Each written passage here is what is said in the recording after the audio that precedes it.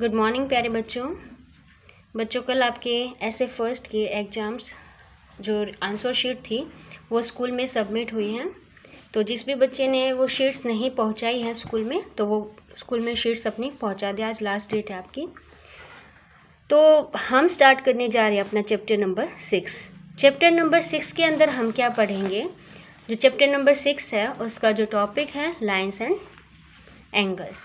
तो हमारा जो मेन टॉपिक रहेगा वो यही है, लाइन्स एंड एंगल।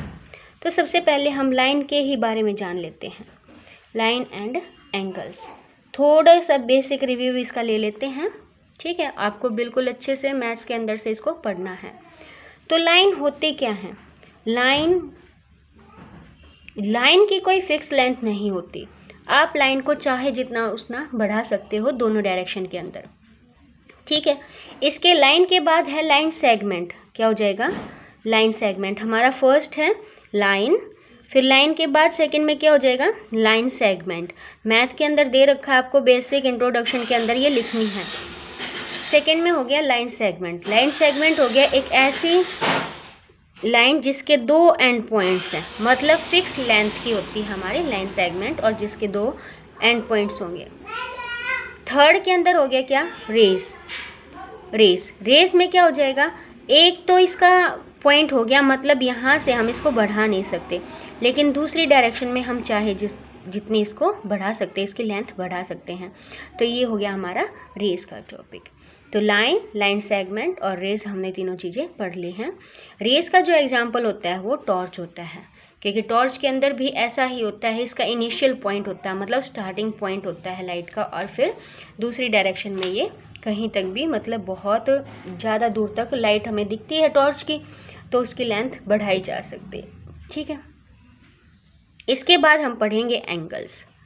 एंगल्स की बात करें तो दो आर्म्स किन को बोलेंगे? जैसे OP, ये मान लो OP और ये मान लो OQ। तो जब भी दो आर्म्स एक पॉइंट पे मीट कर जाएंगे, मतलब एक कॉमन पॉइंट उनका मीटिंग पॉइंट होगा, तो वो क्या हो जाएगा? एंगल फॉर्म करेंगी वो दोनों आर्म्स। तो ये एंगल फॉर्म कर दिया x डिग्री का। जब भी दो आर्म्स एक कॉमन पॉइंट पे मीट कर जाएंगी तो वो क्या हो जाएगा? एंगल फॉर्म करेंगी, ठीक है। तो जब भी एंगल फॉर्म होगा तो वो कब होगा? जब दो जो हैं आर्म्स वो एक पॉइंट पे मीट कर रही हैं, मतलब O उनका एक कॉमन पॉइंट है। मान लो OQ और OP दो आर्म्स हैं हमारी, तो यहाँ पर वो O पे मीट कर रही है, तो ये एंगल बन गया x डिग्री का, ठीक है। एंगल हमने पढ़ लिया। फिर हम पढ़ेंगे एंगल्स की टाइप। तो जो फर्स्ट है बेटा वो होगी एक्यूट एंगल। क्या है हमारे पास? Acute angle. एक्यूट एंगल कौन से होते हैं? एक्यूट एंगल वो एंगल्स हैं जिनकी जो मेज़र होगी वो 90 डिग्री से कम होगी, 0 से बड़े और 90 डिग्री से छोटे होंगे, वो क्या हो जाएंगे? Acute angles. इसकी फिगर इसी तरीके की बनेगी, क्योंकि जो हमारी बिल्कुल स्ट्रेट होती है वो राइट एंगल पे होती है। तो जैसे जैसे 0 की तरफ आती जाएगी तो वो 90 डिग्री से छोटे ही एंगल होंगे। सेकंड पे हमारा है राइट एंगल। राइट एंगल क्या होगा? राइट एंगल वही है जो बिल्कुल स्ट्रेट, जैसे आपकी दीवार खड़ी होती है ना, ये जो है 90 डिग्री। अगर आपको ऐसे भी ये बॉक्स भी बना के दे रखा है और यहाँ पर 90 डिग्री नहीं लिख रखा, तो वो कॉमन अंडरस्टैंडिंग होती कि आप उसको ट्रीट करें 90 डिग्री। तो प्यारे बच्चों थर्ड में है क्या हमारे पास? Obtuse angle. क्या है? Obtuse angle. ऑब्ट्यूस एंगल कौन से एंगल होते हैं? जिनमें जो एंगल की मेज़र है वो 180 डिग्री से छोटे और 90 डिग्री से बड़े होंगे। उनकी जो फिगर देखो, ये हमारे पास राइट एंगल हो गया, लेकिन जैसे ही बड़े एंगल होंगे तो इस तरफ बढ़ेंगे, तो ये जो है हमारे पास ये क्या है? ऑब्ट्यूस एंगल्स हैं। ऑब्ट्यूस एंगल्स वही होते हैं जिनकी मेज़र 180 से कम और 90 डिग्री से ज़्यादा होगी। ऑब्ट्यूस एंगल के बाद हम करने जा रहे हैं स्ट्रेट एंगल। स्ट्रेट एंगल जैसा कि आप जानते हैं, नाम से ही क्लियर है, स्ट्रेट। जब भी ये जो आपकी OQ रे है ये ऐसे रोटेट करके और बिल्कुल यूं हो जाए तो ये आपका स्ट्रेट एंगल बन गया। तो आप इसको ऐसे लिख सकते हो, ये इधर आपका OP हो गया और इधर आपका OQ हो गया। तो ये जो एंगल बना है ये क्या है? स्ट्रेट एंगल, और इसकी मेज़र कितनी होगी? Exactly 180 degree. इसके बाद है प्यारे बच्चों स्ट्रेट एंगल के बाद रिफ्लेक्स एंगल। देखो रिफ्लेक्स एंगल को आप कैसे समझ सकते हैं, ये जैसे कि मेरा एक्यूट एंगल है, मैंने अगर एक्यूट एंगल को ना मेज़र करके इन एंगल्स को मेज़र कर लिया जो बाहर है, एक्यूट एंगल को छोड़ के जो बाहर है वो क्या हो जाएगा, रिफ्लेक्स एंगल।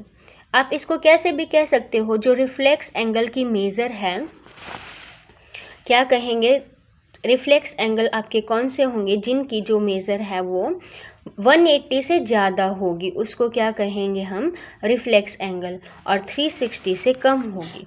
180 से ज़्यादा और 360 से कम होगी, क्योंकि एक्यूट एंगल है, ये एक्यूट एंगल होगा तो मान लो 60 का होगा, 45 का होगा, 80 का होगा, ठीक है। तो इसकी मेज़र 180 से ज़्यादा और 360 से कम होगी रिफ्लेक्स एंगल।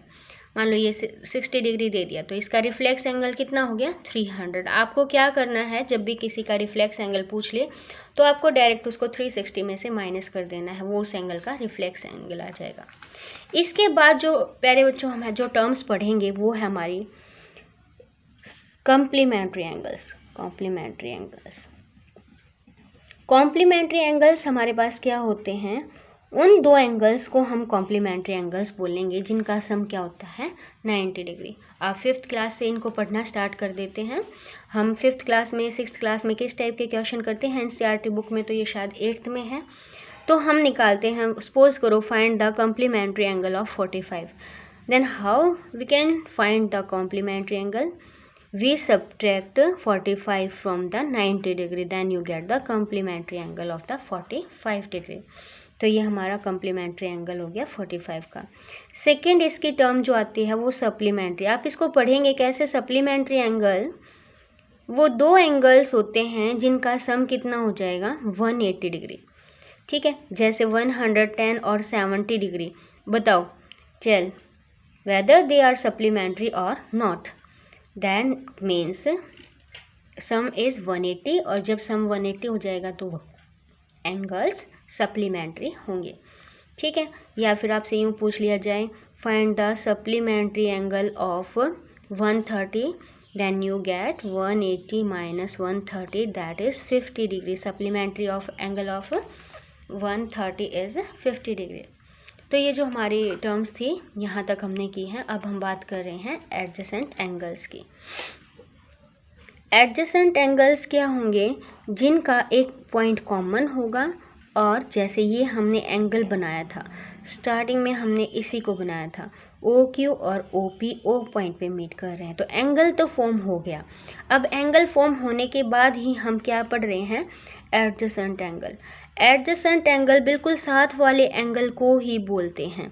जैसे ये जो OR आर्म है, ये इस एंगल की भी कॉमन आर्म है और इस एंगल की भी कॉमन आर्म है, ये दोनों क्या हो गए, एडजेसेंट एंगल।